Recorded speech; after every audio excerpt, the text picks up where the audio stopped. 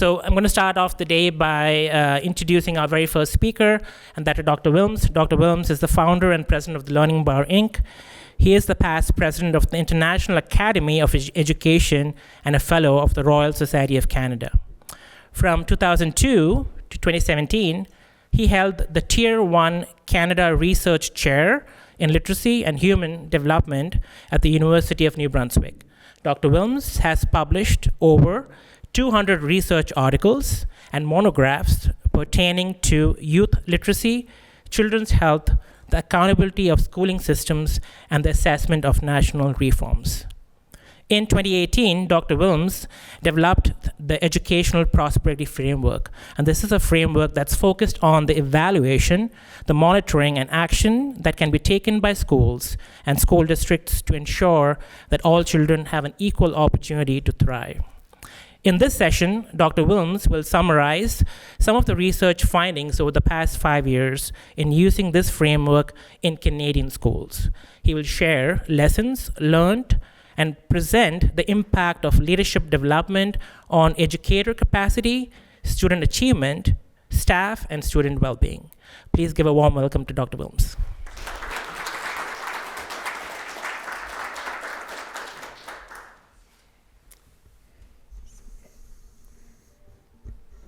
Well, thank you everyone for coming out. I know some people have driven quite a few hours to get here. Appreciate it, and I appreciate you, all the people who are local as well. It's really great to have you here for this meeting. I'm going to be using I'm going to have to turn my head every so often to remember what's on my slides as I go. I always say I've got a good memory, but it's short. So we'll just do my best with this setup. So I'm going to talk about educational prosperity, and this was based on a paper that I did for UNESCO back in 2018. Seems like it's still recent in my memory, but it's 5 years old already. So I'm going to talk about the model itself and so on. But first I want to tell you about my journey, and I think it'll maybe resonate for some of you as well. While I'm speaking, I want you to think back of when, if you can try to remember a moment when you decided that you were going to go into teaching, go into education, become a teacher. And for some people it's a process, but for other people there's a very definite marker of saying, okay, I'm going to go into teaching, and there's some critical event, we could call it, that brought you here. And now here you are still, and that's so important because I refer to you as catalysts, and I'll say what I mean by catalysts in a few minutes. So here's a wee boy coming home from kindergarten in Treaty 4. Treaty 4 runs across the southern part of Saskatchewan. It stretches a little bit into Manitoba and a little bit into Alberta. And unless things change, this wee boy's chances of graduating from secondary school are only about 30% in Canada. And so I want to kind of trace this boy's path as we move along. I'm going to call him Noah. It's a fictitious name, but as I follow through on the talk. So I grew up in Moose Jaw, Saskatchewan, in Treaty 4. This is a picture of Moose Jaw in the 1950s. I was there a few years ago, maybe 4 or 5 years ago. It looks just the same. And the only thing that's different is the cars aren't the same. But pretty much the same. And I even recognize the building, Scott Building, where was the home of Connaught Billiards, where many of us misspent our youth during high school. I'll tell you more about that in a second. So I had the great fortune to work at Camp Easter Seal, which is in Watrous, Saskatchewan. And it's a camp for children and adults with intellectual and physical disabilities. And it would be camp session week after week throughout the whole summer. Fantastic experience. It was so exciting. That's what really made me, was probably part of what made me decide to go into education. Tremendous experience. And even now whenever I don't have too much of a say anymore in who we hire for the Learning Bar, but when I look at the CVs, if they've had camp experience, that's a big plus for me because it really shows that genuine interaction with children. So after my summer of grade 10, when I first worked there, I went back up to Moose Jaw, and I was asked if I would work at the institution, the Saskatchewan Training School, which is a huge institution was a huge institution for people with intellectual disabilities. It was built with the intention of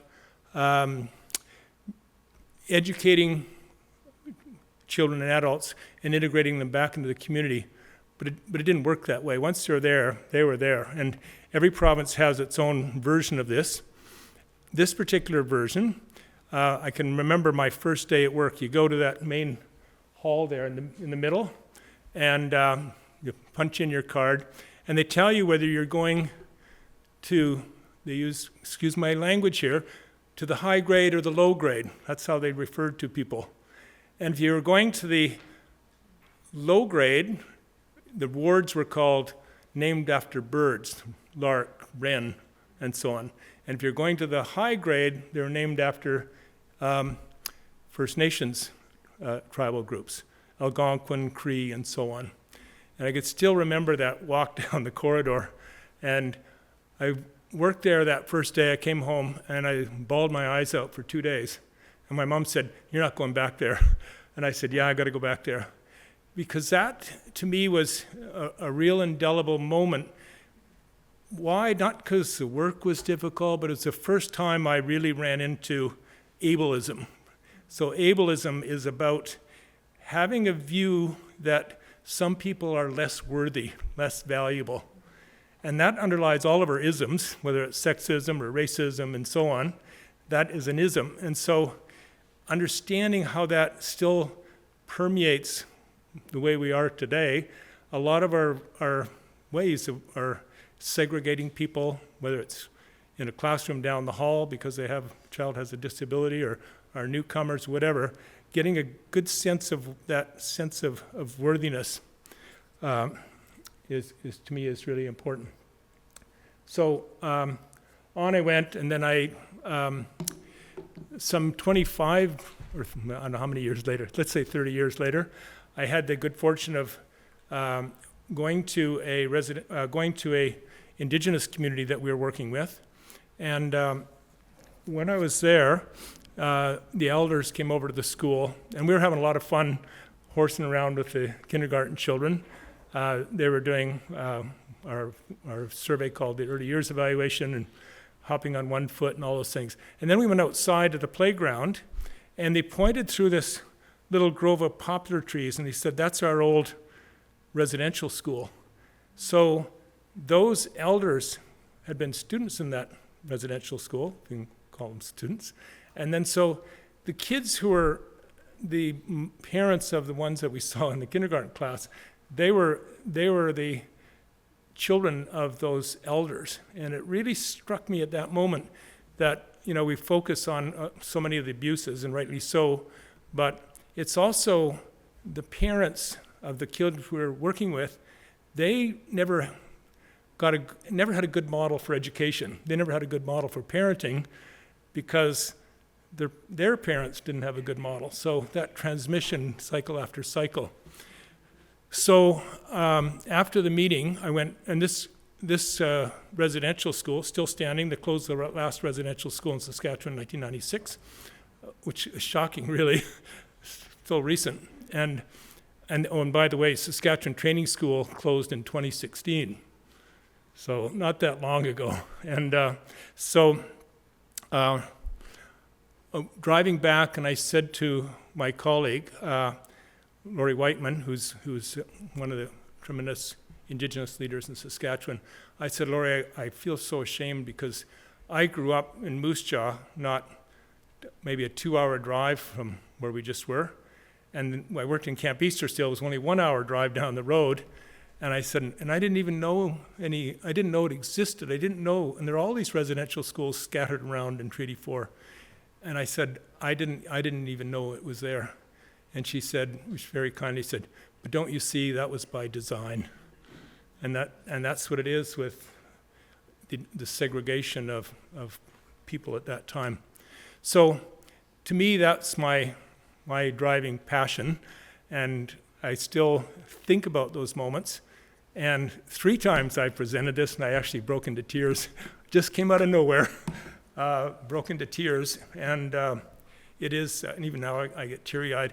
And I was thinking about it the other day, because we had one of the literacy mentors that we're working with, she was telling us about the trauma that Indigenous people have experienced following COVID. And I don't want even to say this was trauma, but I just think if you have a little seed in yourself that from your high school days that can well up in you out of nowhere, imagine successive waves of trauma, and then not to mention the most recent experiences. So I have a different appreciation of trauma, I think, and what that means to, especially to our Indigenous colleagues.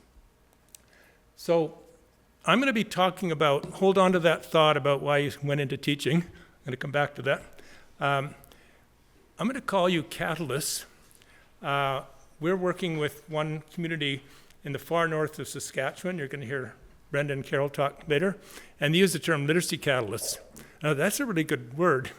And so I made up a definition of the word catalyst from some dictionary definitions, but modified it and I say a catalyst is someone who causes great change to happen. And that's really what you're all about. You're the catalyst that we count on to bring about great changes. In my talk, I'm going to talk about, I'm going to give a brief tour of this educational prosperity model.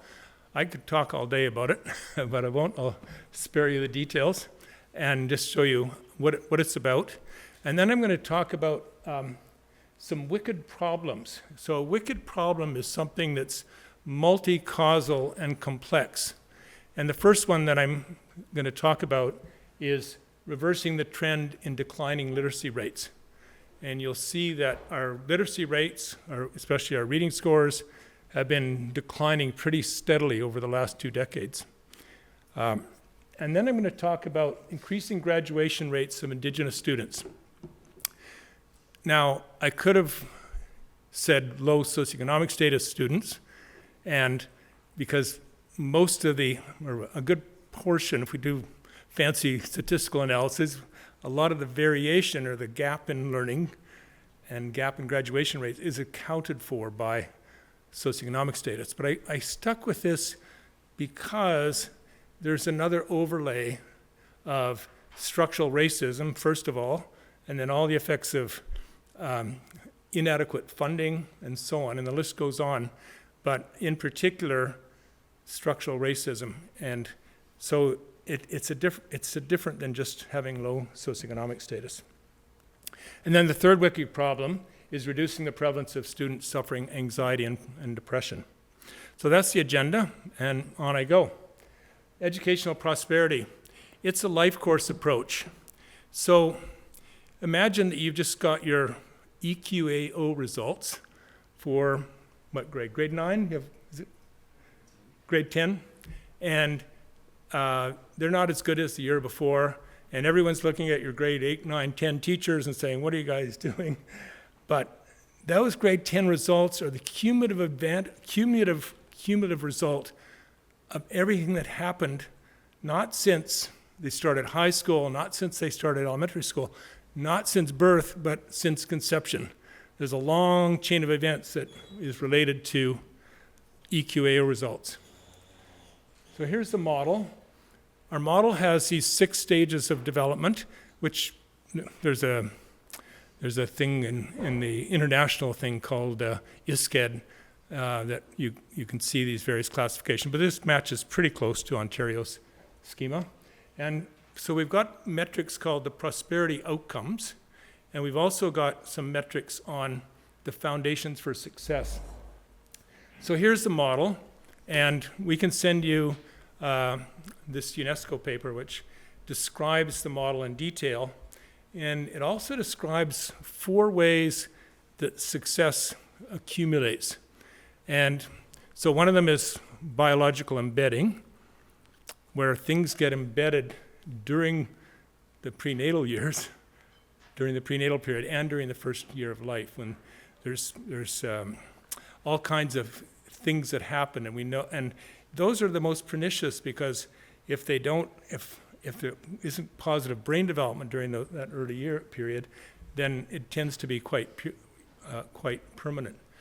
The way I've explained it, though, is I can remember talking to a minister of education in Guatemala, and she said, "But don't you believe in resilience?" And I said, "I do, but imagine when that little sperm hits the egg, you might have a Ronaldo being born way up here, but or at least something close to a great football player. But if you don't have good prenatal care, if you don't have good programs for kids during that first year of life, the range goes down. And then it can go down even further during those preschool years. And so you, minister, when you get the kids, there's a range of skills here. And your job is to make sure they get as high up in that range. But I'm sorry, you're not going to have a Ronaldo if you don't have good care." And indeed, we see that in the PISA results for many low-income countries, that the range of scores when they enter school and when they come out at age 15 for PISA and so on, there's just so many more vulnerable children, and we don't get children up at levels 5 and 6. So biological embedding, and then we also have the effects of the foundations for success, and then we also have cumulative effects. That's that big green arrow. So certain things need to happen at one stage for them to happen at another. And I'll come back to this term resilience. You might hear some politicians say, "Oh, well, I grew up in a poor family, and look at me, I'm doing just fine. It's all about grit." And it's not all about grit. People who display so-called resilience, they've had things, supports all the way along, right from the get-go. And I grew up in a single-parent family, but I had a mother who was constantly keeping track, making sure I was staying on track. So in the middle of grade 11, after I got working at that institution, I missed 31 school mornings in a row, and she had a whole stack of notes. She'd write them out. Said, "Douglas was absent this morning because he's not feeling well." Finally, the principal got on, called me and her in, and said, "What's going on?" And I was working nights at the institution at that point, so I'd come home and I'd sleep till noon, like a good teenager, and then I'd go into school, do my work, and then go and play basketball. So the first question my mother asked was, "How are his marks?" I said, "Oh, her marks are great." Why were they great? Because I was studying all night. After we put the residents, as they were called, to bed, I was studying all night, so did well. Anyway, halfway through, I quit high school, middle of grade 11, and I was working down at this Connaught Billiards. And finally, my mom calls, and I answered the phone, said, "Connaught Billiards," and she said, "Doug, is that you?" Yeah, anyway, she got me counseling and got me back into school, and that's the kind of intervention that is constant throughout the pathway. Well, who knows, I might have been a great psychiatric nurse at this point, but anyway, great pathway that I had. Okay, we're going to focus a lot on reading, because reading to me is absolutely pivotal for everything that comes before and after.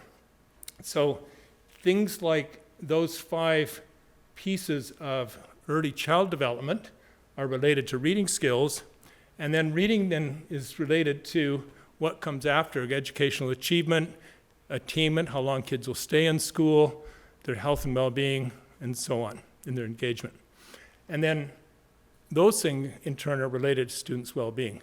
And actually, well-being starts even earlier, but reading has an important connection with student well-being.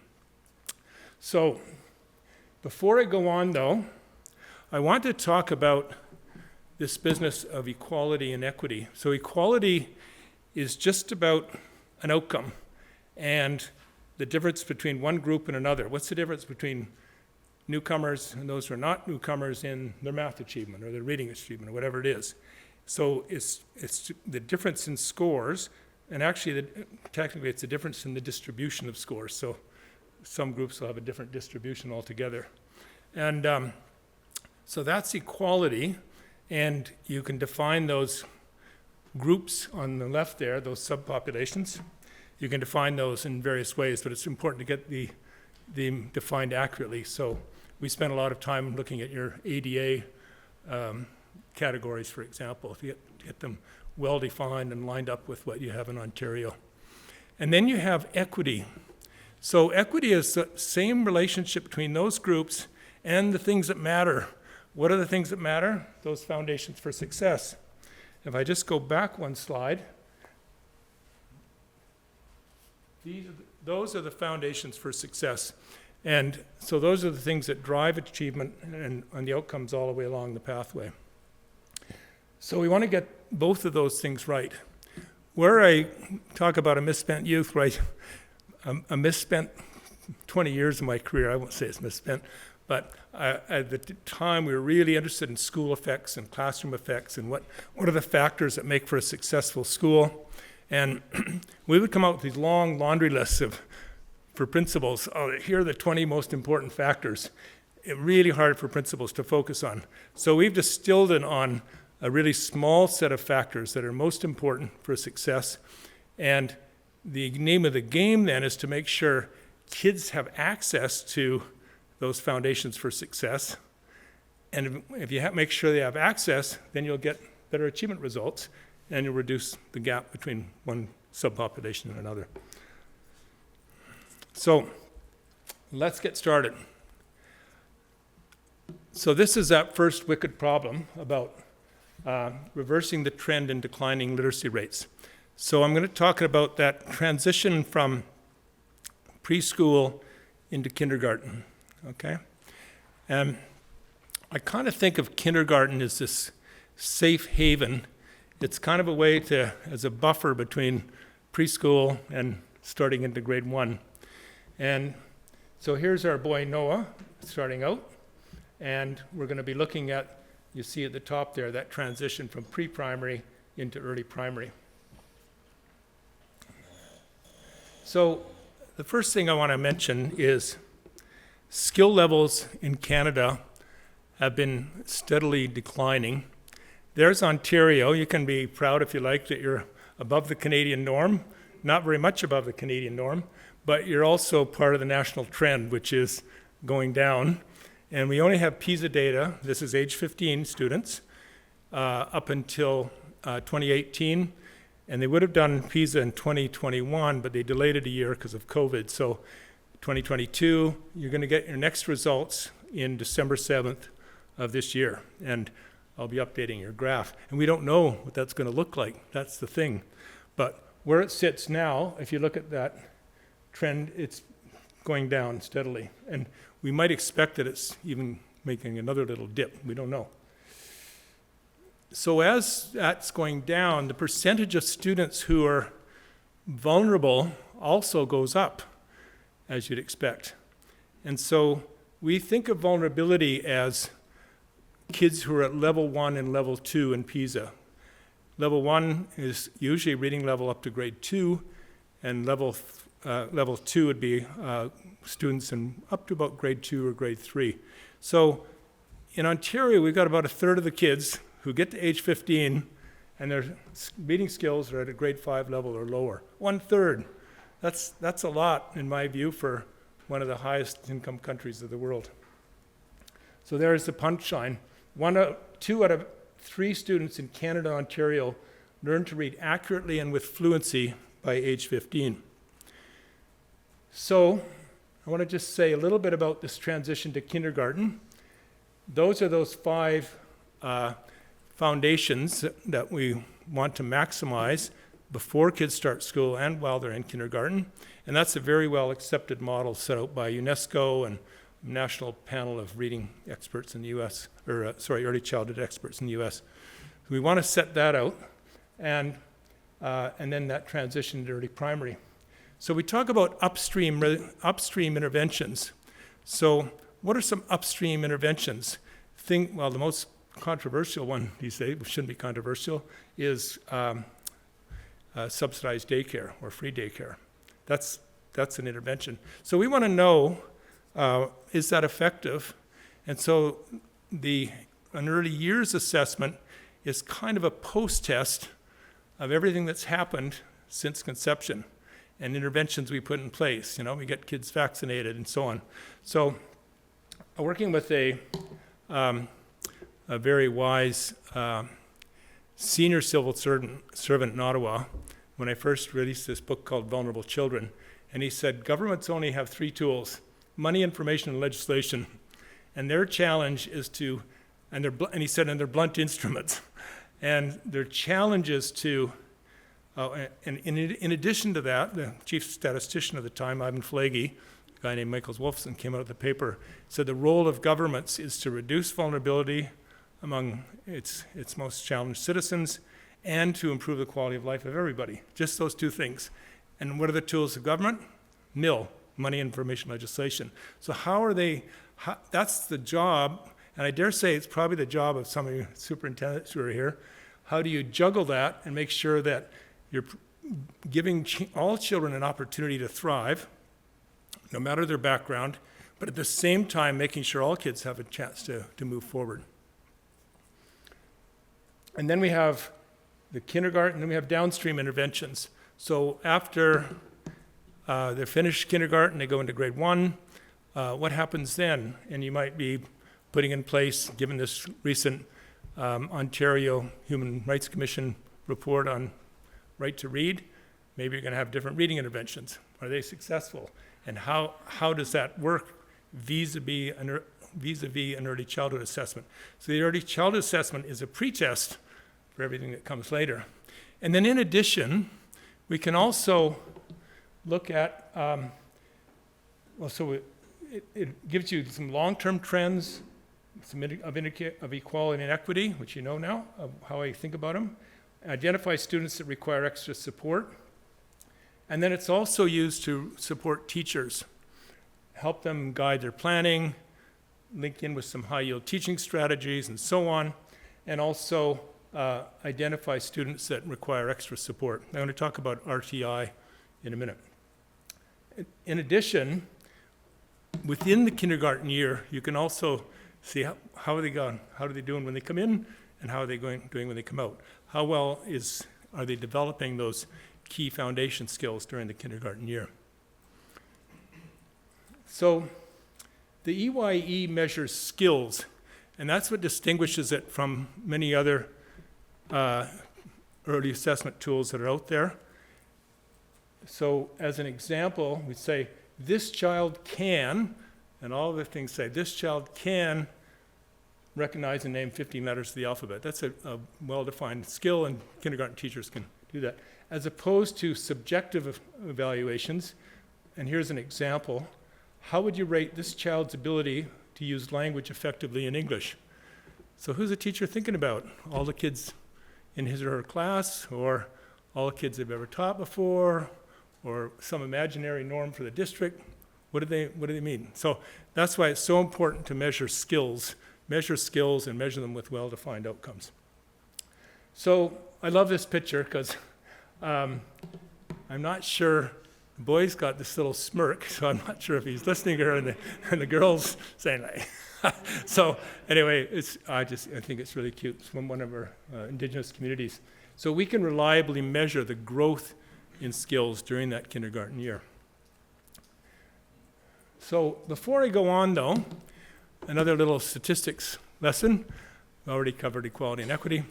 So if I take the data on our early childhood skills, they're skewed. And the first point I want to make called the 4-year age range. So it's not 4 years of age, but it's 4 years of their skill levels. So imagine Noah coming in, he's age 5, and he might have the skills of a 6-year-old, or maybe a 5-year-old. That's where most of them are, as you can see. So it might be 5, might be 6.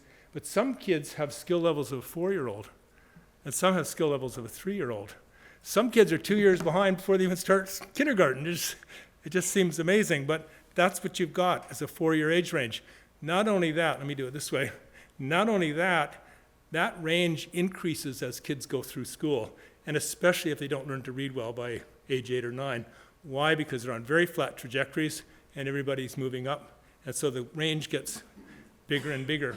So those, if you think of a grade 9 teacher, instead of a 4-year age range, it's usually about an 8-year age range. So they've got some kids who are down like reading level of grade 2 or grade 3 reading level, and some that could handle university material. That's the kind of diversity that teachers have to deal with right from the get-go. And to me, that's the fundamental challenge of teaching, full stop, is how do I handle a 4-year age range? Now, that's for kind of your typical school.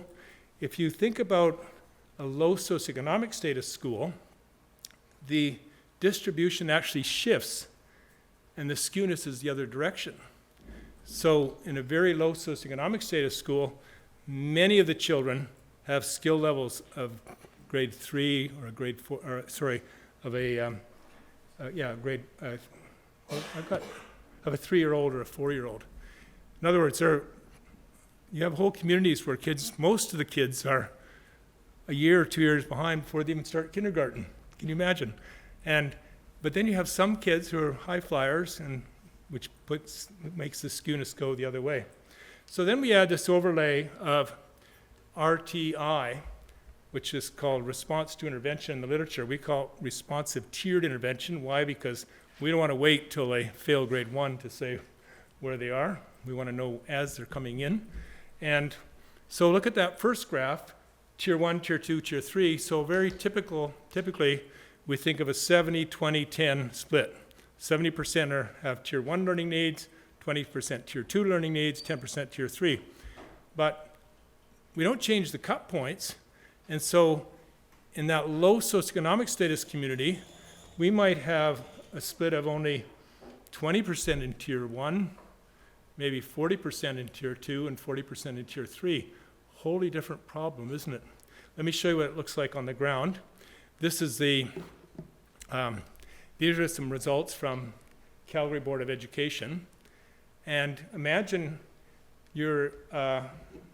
imagine back when you started working, you were a kindergarten teacher, and you're in one of these schools, and you wake up in the morning in this region here, and you're sharing your apartment with another teacher, and your friend goes up to one of these schools. 60% of the kids are vulnerable. Or, some of these are 80% vulnerable. And you, lucky you go down to this school where there's only 10% vulnerable, or maybe the typical split of 70-20-10. I just say it's a wholly different job description. You're both kindergarten teachers, but that's a different thing. And that's what it's like on the ground. And so I come up with this rule, which seems to apply really well with most school districts. So you know about the 4-year age range. This is called the 50-20 rule. If you looked at all the vulnerable kids in your district as they're coming into school, about half of them are in 20% of your schools. So if your district had 50 schools, 10 of those schools would house half of your vulnerable children. And so then you got to kind of switch gears. Instead of having a within school intervention, you got to have a whole school intervention. Everybody's got to be on the same page doing the same thing. That's just hugely important. And life doesn't work that way. What happens often is in those poor schools, they still do the 70-20-10. They have some kids going down to the Learning Assistance Center, get a little magic dust sprinkled on them, and so on. So we also know that the link between these 3 skills, cognitive skills, background knowledge, and language, is strongly related to how those kids are going to do 3 years later. Self-regulation, attention and self-regulation are also key. They don't come out strongly in regression analyses. And why? Because there's only a small percentage of kids that have those skills. But if you're one of those kids, it's still very important. And we know that self-regulation can be taught as early as kindergarten. And then the prevalence, walking down the hall at Lakeview School in Manitoulin Island, my friend Neil Dubosky, who you're going to hear from later today, and I'd just been in his classroom. He was the principal, but I was in his classroom, and I'm walking down the hall where his wife teaches in special education. And he said, how many more kids, Indigenous kids, have special needs compared with non-Indigenous kids. And I said, I don't know, we've never really done the analysis, but my guess is it's around twice as much. Then when I had enough data from several thousands of kids across the country, could do a very exacting analysis that's now being used in Ottawa, we hope maybe, is the ratio is more closer to 3%, 3 times as many kids. So just like that graph, the Skunis graph, 3 times as many kids vulnerable amongst the Indigenous students. And so that's a wicked problem, you know, it really is. It's something that's going to take a real concerted effort from a lot of people. And we also know that reading skills at age 8 are strongly related to later success, graduation rates, and so on. And then in the classroom, self-regulation, this is for kindergarten teachers, you can think, or it could be grade 1. Self-regulation skills can be explicitly taught. There's a nice little book by those 2 authors called Stop, Think, Act.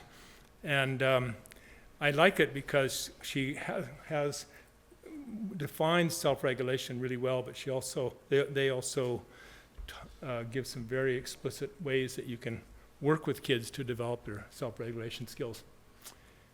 So this might disturb some of you who have been aficionados of inquiry learning and the like, but we know that active teaching strategies, where you have really guiding the learning in a very appropriate way, far more effective than inquiry-based approaches or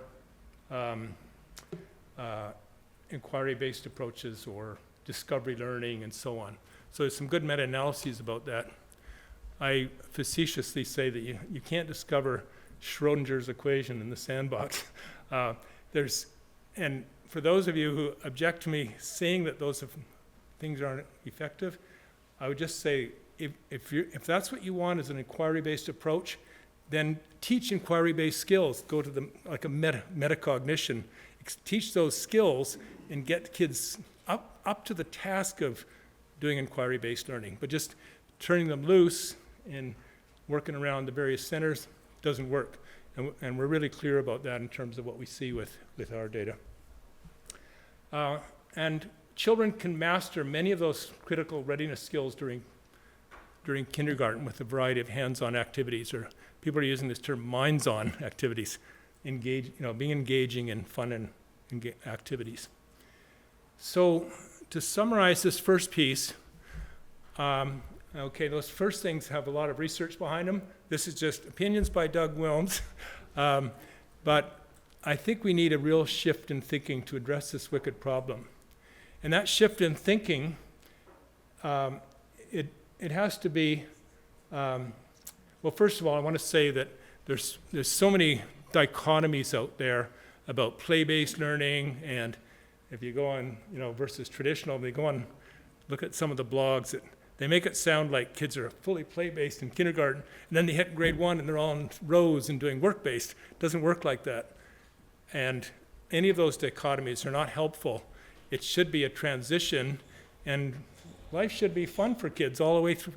Schooling should be play-based all the way through school, but intentionally play-based, okay? And so kindergartens is a safe haven where children can master their school readiness skills, and we can monitor those outcomes quite precisely.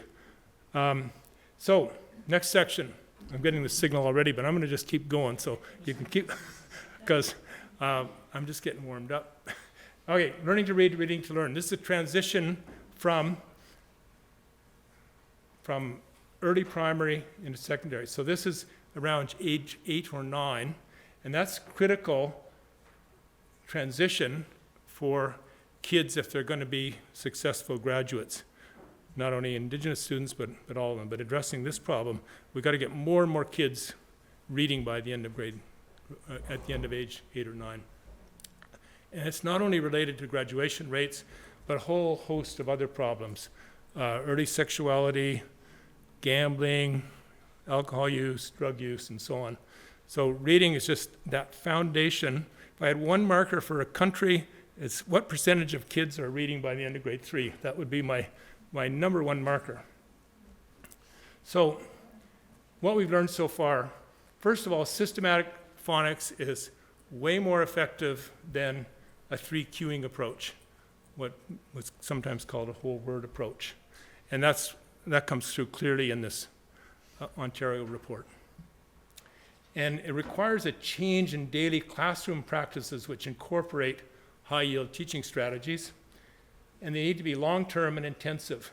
We know that pull-out programs where you pull out some kids and send them down to the learning system, those aren't effective.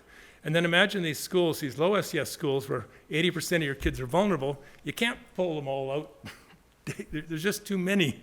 And so we need a new model. So we've been working with a number of Indigenous communities across the country, and including a large school division in Manitoba. And some of the things, it's kind of like a giant action program to try to change the outcomes. It's a network to try to really make things change for these kids. And so I'll just go through quickly these 6 elements that are core to it. Instructional leadership. So that's our number 1 factor. And when we tried to do this program without instructional leadership, we don't have nearly as positive effects. It's really key, and Karen Powers is going to talk about that later. We need a new direction in student assessment. So we have this approach to assessment where we're monitoring kids as they're going along. So you get a little bit of assessment and a little bit, so it's year-long or all throughout the year. And we always have these, our little mantras: what does a child know? What does a child learn? What do they need to learn next? And how fast are they learning?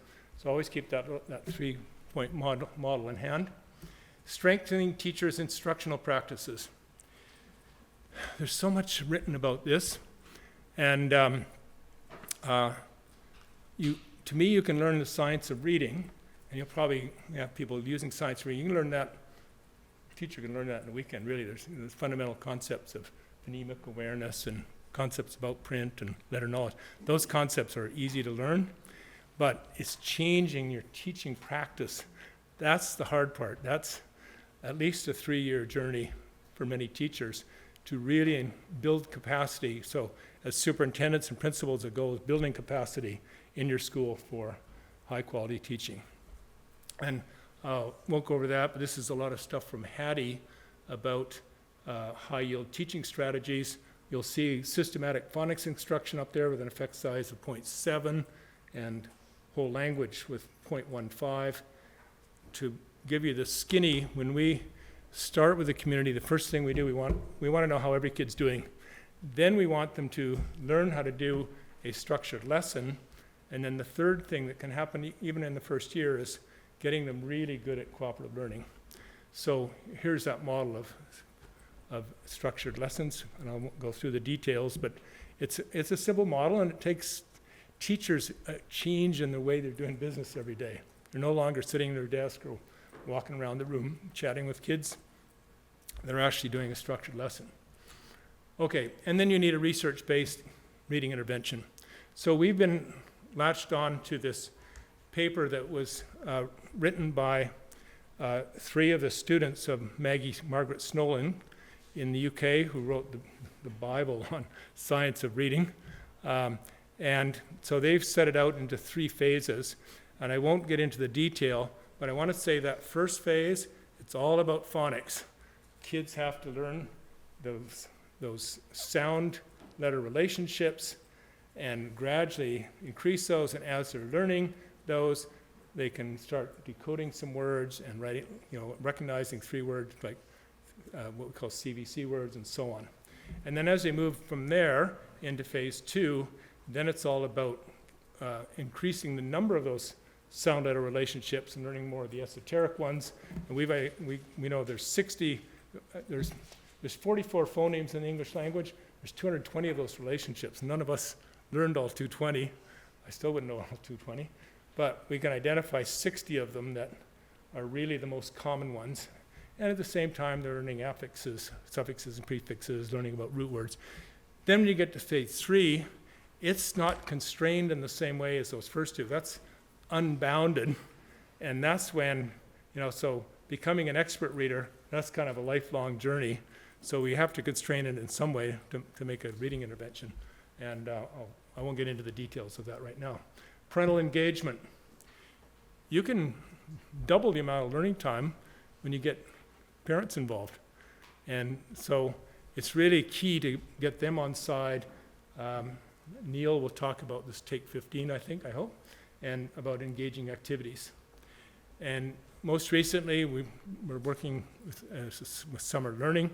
There's this long-standing paper by a woman named Barbara Hines about summer learning loss, and that's been repeated hundreds of times, probably, summer learning loss. We know we can quantify it, we know what happens.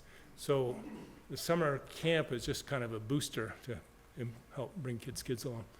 And sorry, I know I'm out of time, but you have to indulge me, because I was on this little island with my daughter one Christmas, and we were on Zoom for Christmas morning, and then the rest of the day, well, what are we going to do now? So I sat down and made up a phonics fortune tellers, those things where you go, So the next insights, we're going to have those photographed. You're going to have an 8 by 11 sheet of those, and hope that you don't get the crab walk, or worse yet, the snake slither. But we could have a lot of fun. Anyway, and these are 2 kids in our summer learning camp. So to me, that's the fun stuff. What have we learned so far? Teachers embrace change as they increase their skills and witness change. So you're going to have resistors, but as soon as they start to see the progress of kids, and especially if you've had some kind of continuous common assessment, then you'll see the increase. So what's our shift in thinking here? Principals play a lead role in school transformation. They're the lead learners. It's a term from Michael Fullen's work. They're lead learners by participating in professional learning alongside school staff. They cultivate those relationships with school staff to support professional learning, but also create an atmosphere of shared accountability. And that's the really tough piece. Karen will talk more about that. And they're the catalysts who build networks to improve the broader education system. And the other shift is that, okay,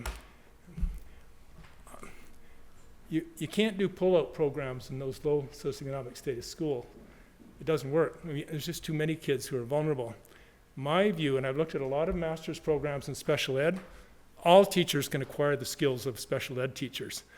There's still some specialties like education of children who have particular kinds of disabilities, but by and large, 80 to 90% of what's taught in a master's of special ed, they're all skills that everyday teachers can learn. Okay, The Best Within Us. That is a book that's a book that I carried around the world with me probably twice. I had it in my briefcase for 2 full years, I think, because I was really trying to grapple with how do you measure well-being? What are the constructs? And so we're out here, reducing the prevalence of students suffering anxiety and depression. Reading's related, but we're really seeing that really important kind of, in those late primary years and going on into secondary school. So there's Noah. He looks like he's doing all right. He's studious and moving along.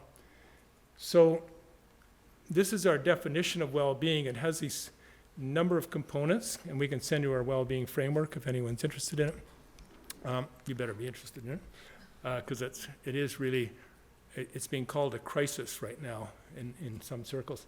And I want to just say really quickly, a lot of our framework is about hedonia versus eudaimonia. So hedonia is about kids like those pleasurable things happening in life. They like going to parties, they like relaxing with friends, they like watching Netflix and so on.